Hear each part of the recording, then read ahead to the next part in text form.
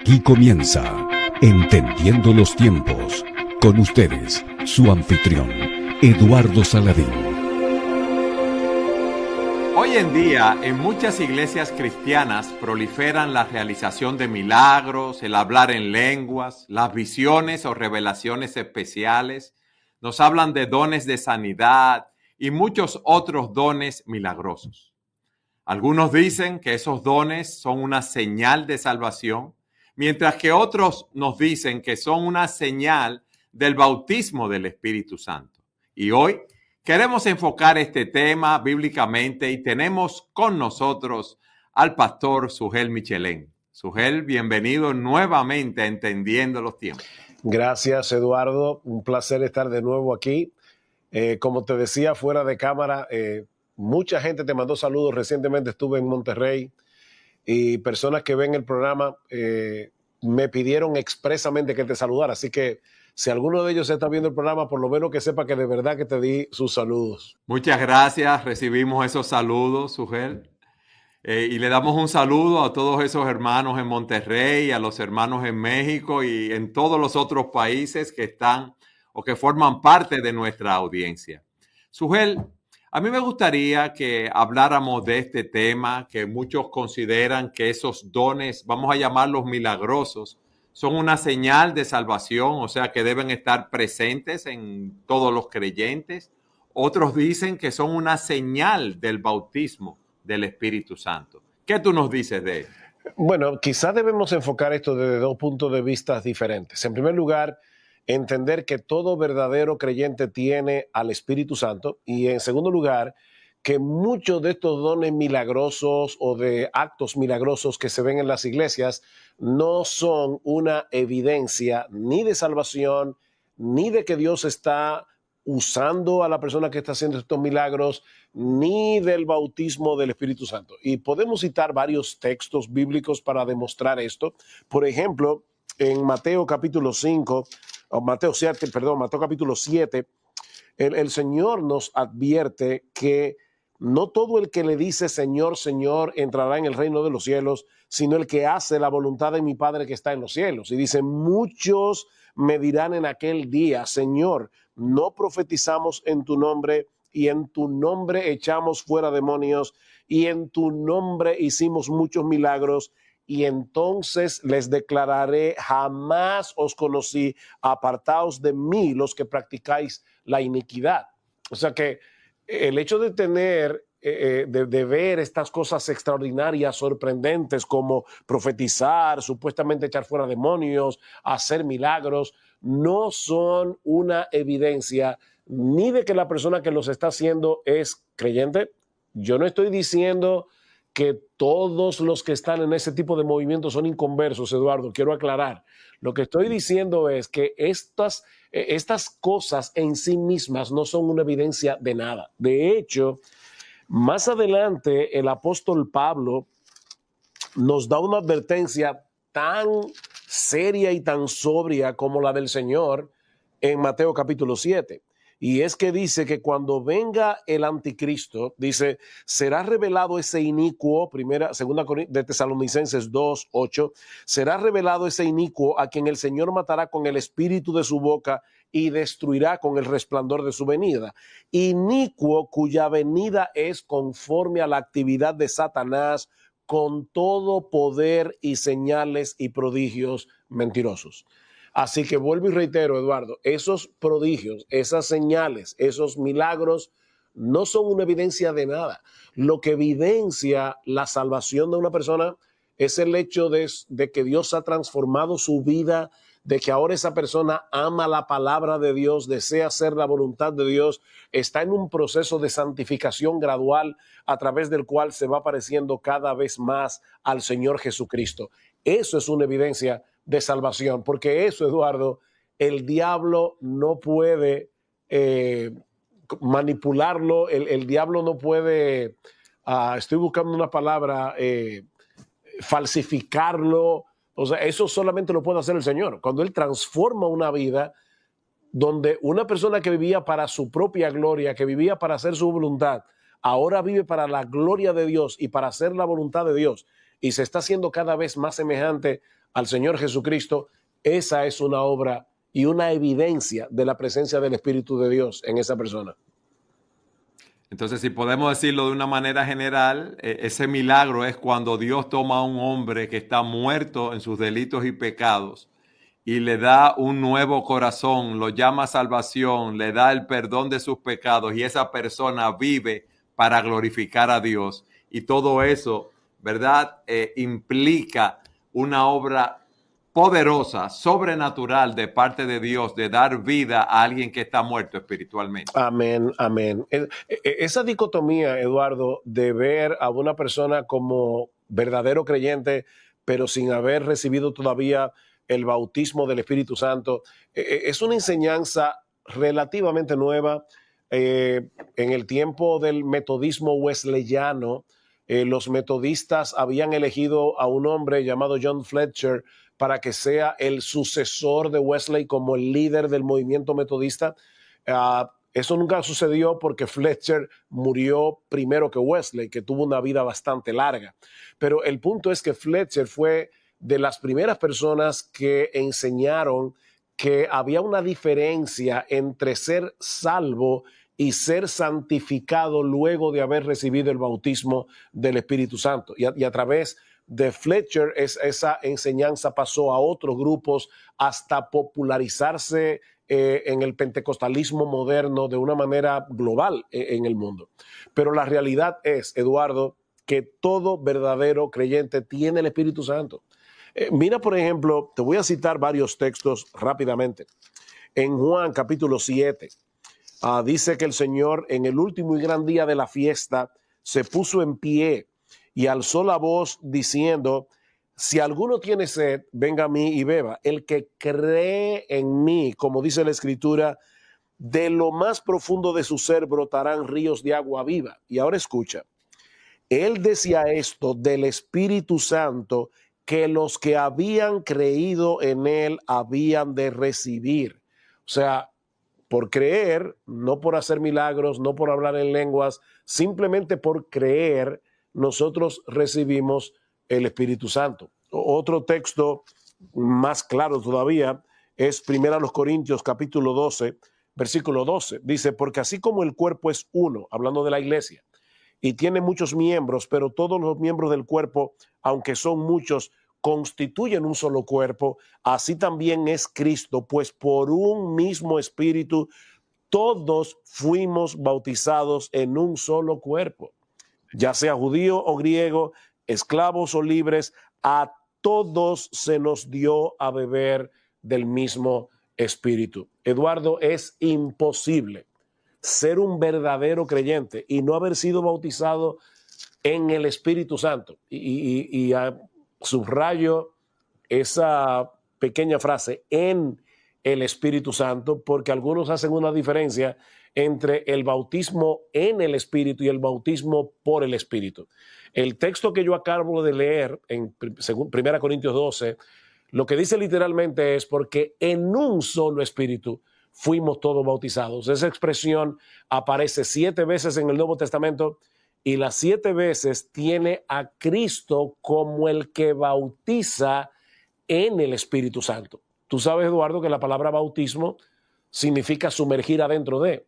Así que lo que hace el Señor Jesucristo es sumergirnos en su espíritu, en la esfera de su espíritu, para que nosotros vengamos a ser parte de su iglesia. Es imposible que una persona sea un verdadero creyente y no haya tenido ese bautismo o no tenga el Espíritu Santo morando en él. Otro texto, Eduardo, ya te dejo la palabra para que continuemos avanzando en el programa, pero dice Pablo que sin embargo, vosotros no estáis en la carne, sino en el Espíritu, dice Romanos 8:9. Si en verdad el Espíritu de Dios habita en vosotros. Pero si alguno no tiene el Espíritu de Cristo, el tal no es de él. Es así, Sugel. En el momento de la conversión, ¿verdad?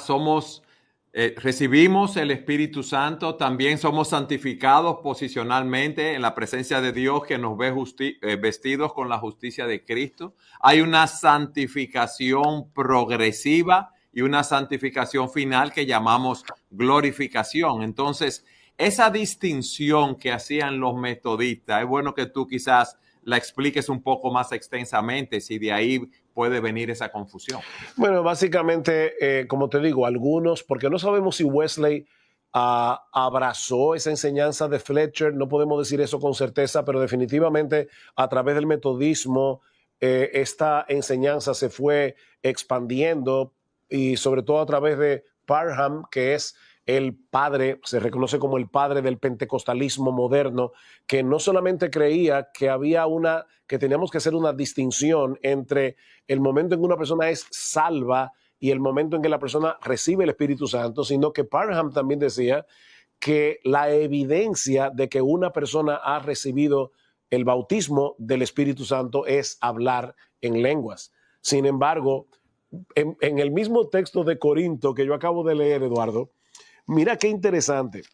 En el siglo I no tenemos ninguna duda de que el don de lenguas estaba vigente, sea cual sea la posición que tengamos con respecto a ese don extraordinario en el día de hoy. Pablo dice en ese texto que todos fuimos bautizados en el Espíritu Santo, ya lo acabo de leer. Sin embargo, más adelante, Pablo dice en el versículo 28 de ese mismo capítulo, y en la iglesia Dios ha designado primeramente apóstoles, en segundo lugar profetas, en tercer lugar maestros, luego milagros, después dones de sanidad, ayudas, administraciones diversas clases de lenguas. Y ahora Pablo pregunta, ¿acaso son todos apóstoles? Eduardo, ¿cuál es la respuesta que Pablo está esperando? No. Que no. ¿Acaso son todos profetas? No. No. ¿Acaso son todos maestros? No. ¿Acaso son todos obradores de milagros? No. ¿Acaso tienen todos dones de sanidad? ¿Acaso hablan todos en lenguas?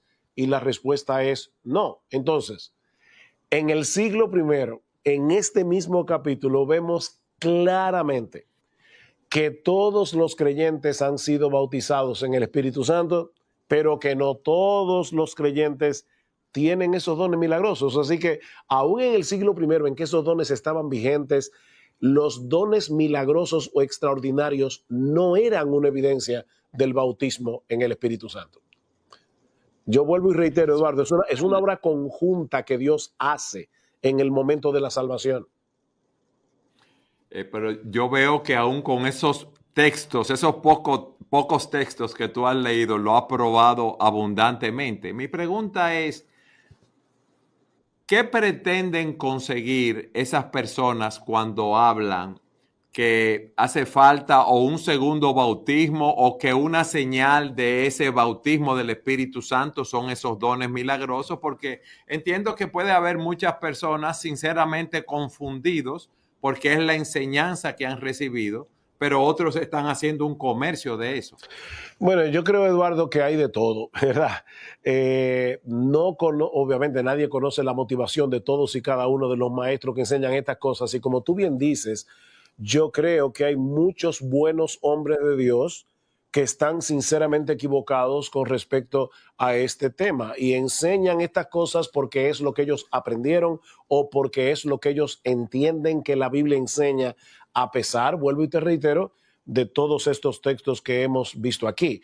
Ahora, indudablemente también hay engañadores que están usando estas cosas para lucrar. Y esto no es extraño porque lo vemos en el Nuevo Testamento, que iban a venir hombres que iban a tergiversar las enseñanzas de las Escrituras para su propio provecho. Segunda de Pedro capítulo 2, versículos 1 al 2, dice claramente que así como hubo falsos profetas en el Antiguo Testamento, habrían falsos maestros en el Nuevo Pacto, en el Nuevo Testamento, y que lo iban a hacer muchos de ellos para obtener ganancias deshonestas. Ahora, lo que quizás más me interesa resaltar, Eduardo, es el impacto que esto produce en verdaderos creyentes que no ven en sus vidas estos dones milagrosos, a pesar de que el Espíritu Santo sí está obrando en ellos para llevarlos a ser cada vez más como Jesús. Entonces eso causa mucha perplejidad y aún puede causar mucha angustia y de hecho no lo estoy diciendo simplemente porque lo supongo. es que yo he hablado con muchos creyentes a lo largo de mis 45, casi 46 años de conversión, que me han manifestado que estando en iglesias como esas, como ellos nunca hablaron en lenguas o como nunca vieron nada extraordinario de ese tipo de cosas, se sentían como que ellos estaban al menos o eran juzgados por los otros como menos espirituales o se angustiaban porque no habían recibido el Espíritu Santo. De hecho, Eduardo, déjame hacerte aquí una revelación pública. Siendo yo nuevo creyente, yo tenía como quizás 3 o 4 meses de convertido. Yo leí un libro, no voy a citar el autor ni el libro, pero yo leí un libro que tenía esta enseñanza, un libro que se hizo sumamente popular en América Latina. Yo recuerdo que me lo leí de un tirón en un solo día. Y cuando yo leí lo que esa persona hablaba y decía de esas experiencias súper extraordinarias, Eduardo, yo siendo un nuevo creyente, comencé a pedirle con angustia al Señor, por favor, si el don de lenguas está vigente, si todas estas cosas que este autor dice es así, yo no quiero ser un creyente a medias. Sin embargo, estuve orando, yo no sé hasta qué hora de la madrugada y nada sucedió. Ahora, Eduardo, yo no tengo la menor duda de que a partir de mi conversión hasta el día de hoy, el Señor está obrando en mi vida por su pura gracia, sin ver esas cosas súper extraordinarias, sino más bien viendo la obra del Espíritu de Dios en nuestras vidas, no solamente transformándonos a la imagen de Cristo, sino también usándonos en la enseñanza de su palabra. Porque al final de cuentas, Eduardo, nada es más importante que el hecho de que nosotros podamos predicarle el evangelio a otros, enseñarle la palabra de Dios a otros y que Dios haga una obra de salvación o de santificación por medio de su palabra. ¿Qué puede ser más importante que eso? ¿No? Eso es la obra más poderosa, Sujel, que podemos ver. A mí me gustaría abundar un poco con esto de la realización de los milagros. Un milagro en la Biblia, ¿verdad? Es una obra sobrenatural, algo que está fuera de las leyes naturales. Obras de origen y de carácter sobrenatural que no podían ser producidas por agentes o medios naturales, dice la Biblia. Y ahora vemos personas que dicen que hacen milagros. Muy bien, tú nos comentabas en Mateo 7 que muchos harán milagros y no será de parte del Señor, sino será parte de un espíritu engañador. Pero hay muchos que hacen un comercio de esto también, Sujel. Esos milagros son verdaderos, son artificiales, son trucos que hacen. ¿Qué está sucediendo? Mira, es bueno que tú hagas esta pregunta para hacer una aclaración antes de terminar este programa, porque no queremos dejar una mala impresión en aquellos que nos escuchan. Nosotros no negamos de ninguna manera la realidad de que nuestro Dios es todopoderoso y por lo tanto nosotros no negamos la realidad de que Dios en esta época, como en todas las épocas, Dios sigue obrando con poder en la vida de muchas personas como Él lo quiere y cuando lo quiere, para sanar, para hacer cosas extraordinarias. Nuestro Dios es todopoderoso, Eduardo. Nosotros no negamos la realidad de los milagros. Ahora, lo que nosotros no vemos en el Nuevo Testamento, aun cuando los apóstoles estaban vivos y tenían todos estos dones, nosotros no vemos que ellos llevaban a cabo campañas de sanidad. Nosotros lo vemos a ellos predicando el evangelio. Y ya para el siglo II, un movimiento llamado los montanistas, por su líder, que era un señor llamado Montano, él criticaba a la iglesia de su época en el siglo II, porque ya esos dones milagrosos no se veían en la iglesia como en el primer siglo. Así que una cosa es afirmar la realidad de que Dios hace milagros y otra muy diferente, afirmar que esos dones de sanidad, de lenguas, estén vigentes en el día de hoy. Por lo que vemos en la historia de la iglesia, ya para siglo II, siglo III, esos dones no eran evidentes como sí lo eran durante el primer siglo, porque ya el canon del Nuevo Testamento estaba cerrado. Ya Dios habló en su palabra todo lo que Él iba a hablar. A través de esos dones milagrosos, el Señor confirmó su palabra a los que nos la dieron, los apóstoles que pusieron el fundamento de la iglesia. Pero lo cierto es, Eduardo, que ya ese fundamento está puesto.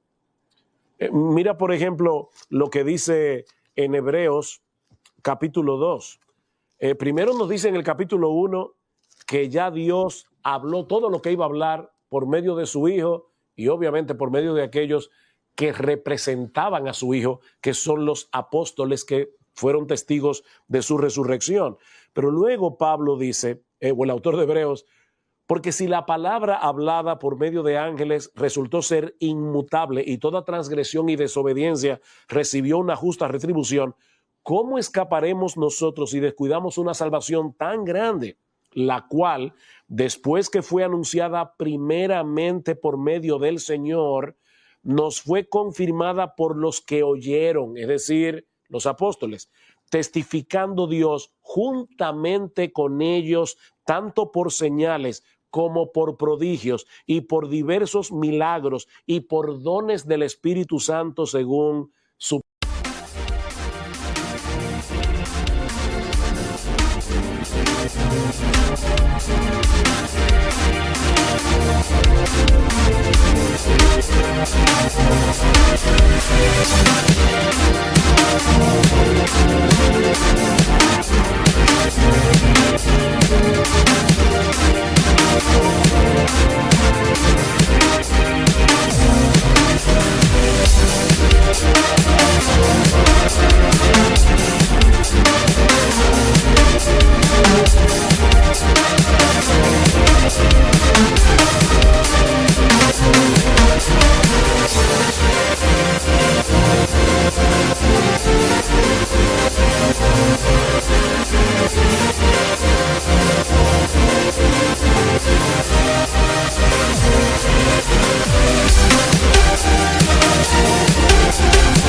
propia voluntad.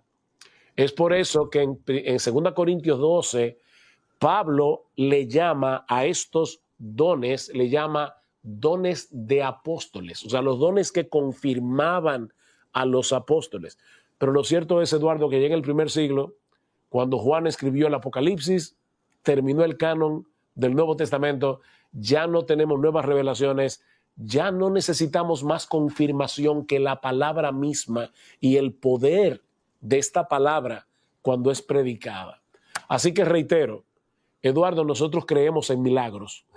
Nosotros creemos en que Dios hace obras portentosas sanando personas de cualquier tipo de enfermedad. Pero Él hace eso como quiere, cuando lo quiere y no a través de milagreros, sino a través de la oración de su pueblo. La oración de creyentes comunes y corrientes como tú y como yo, que clamamos a Dios y si es según su voluntad, Él va a responder y va a hacer lo que su pueblo necesita que Él haga. Nosotros hemos visto, Sujel, hemos orado por personas con enfermedades que parecían terminales y esas personas han sido sanadas. Hemos orado por personas que han estado en condiciones económicas, en situaciones sumamente críticas que parecían insalvables y Dios los ha liberado.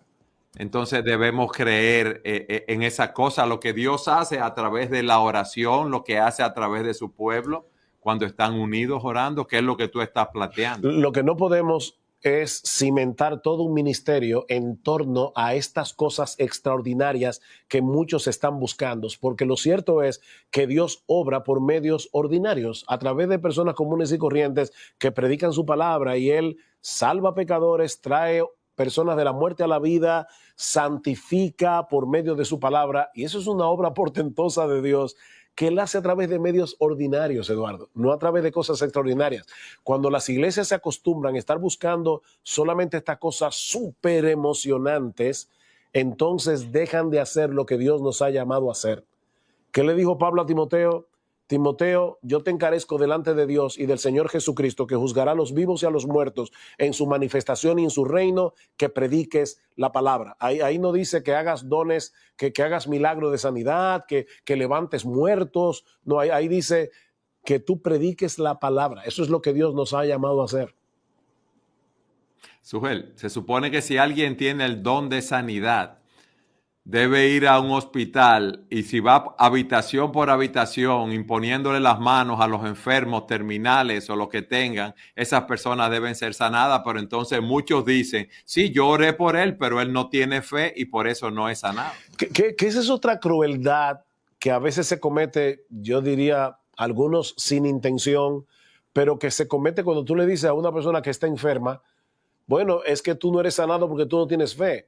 No, Eduardo, a veces las personas no son sanadas por la simple razón de que Dios no quiere sanarlos, porque Dios determinó no sanarlos. O, como dicen algunos, nosotros le pedimos al Señor que sane a una persona con cáncer y la persona muere. Yo no quiero que esto suene cruel, pero lo cierto es, Eduardo, que todos algún día seremos sanados, pero no como lo esperamos. Algunos van a ser sanados aquí, otros van a ser sanados cuando partan a la presencia del Señor y ya en la resurrección tendremos un cuerpo glorificado que no padecerá de enfermedad ni de muerte. Entonces tenemos que esperar que Dios haga las cosas como Él quiere y cuando quiere. Nosotros no podemos manipular a Dios. Yo no quiero llover sobre mojado, pero hay personas que me han dicho, tú sabes que yo recibí una palabra profética. Vino un hermano y me dijo que el Señor le había revelado que me iba a suceder tal cosa y esta otra, y fue así. Y ese hermano, me dicen, ha venido donde mí en varias ocasiones y lo que me ha dicho ha sucedido. ¿Qué tú tienes que decirnos en esos casos? Que nosotros no debemos nunca, bajo ningún concepto, juzgar la Biblia a la luz de la experiencia que yo he tenido, sino que yo debo juzgar mi experiencia a la luz de lo que dice la Biblia, porque lo que dice la Biblia está por encima de mi experiencia. De hecho, nota algo interesante que Pedro nos dice en su segunda carta. Recuerda, Eduardo, ya van como 2 veces que por poco te llamo Pablo. Estoy tan metido con el tema del apóstol Pablo, pero Eduardo, en segunda de Pedro, capítulo 1, tú sabes que Pedro fue testigo presencial de la transfiguración. Qué experiencia más extraordinaria, junto con Jacobo y con Juan. Y luego de decir, ¿verdad? En el capítulo 1, versículo 16 al 18, esa experiencia tan extraordinaria que ellos tuvieron, Pedro dice en el versículo 19, y así tenemos la palabra profética más segura, a la cual hacéis bien en prestar atención como a una lámpara que brilla en lugar oscuro hasta que el día despunte y el lucero de la mañana aparezca en vuestros corazones. O sea, él está diciendo, tuvimos una experiencia sorprendente, vimos al Señor transfigurarse, pero ¿saben qué? Pónganle atención a la palabra profética más segura, a la cual ustedes hacen bien en estar atentos, porque esa palabra, dice más adelante, no vino por interpretación privada o, como debería traducirse, no fue escrita por decisión privada.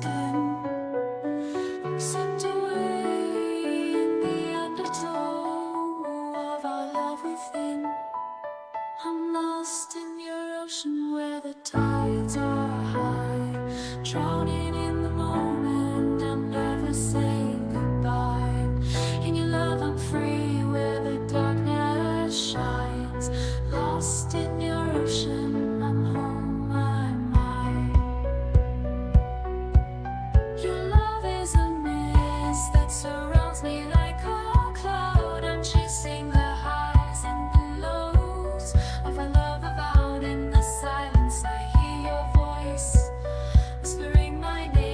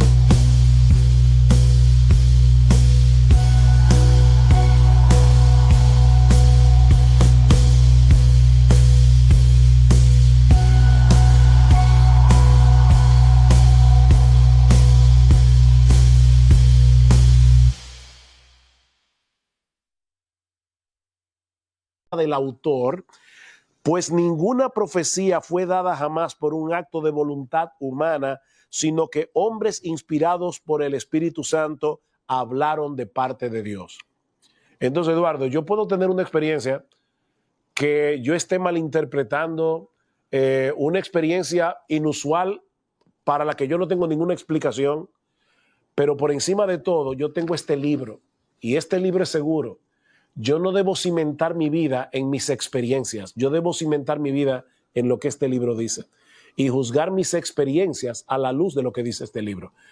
Al final, Eduardo, sea Dios veraz y todo hombre mentiroso. Sugel, qué bueno es que nos hayas explicado todos estos principios a la luz de las Escrituras, cómo somos bautizados con el Espíritu Santo al momento de nuestra conversión, cómo Dios nos da dones que ponemos en operación en el cuerpo, cómo muchos de esos dones milagrosos, si podemos llamar así, cesaron también, y que tenemos la palabra profética más segura con nosotros. En el último minuto de programa que nos queda, ¿qué más tú tienes que decirnos o exhortarnos, hermano?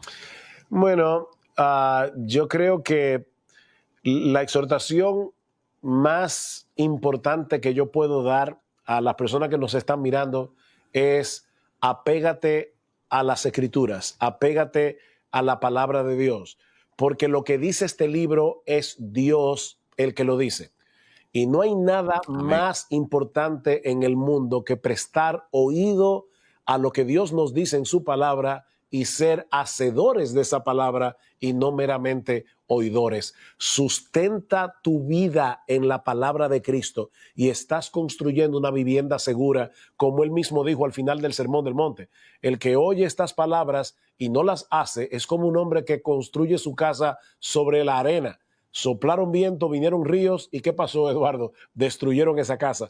Pero los que escuchan mi palabra y construyen su vida sobre mi palabra son como un hombre sabio que edificó su casa sobre la roca. Y no importan los ríos, no importan los vientos, esa casa permanecerá. Así que, mi amigo, sustenta tu vida en la palabra de Dios y tú vas a permanecer firme hasta que Cristo vuelva o hasta que el Señor te llame en su presencia.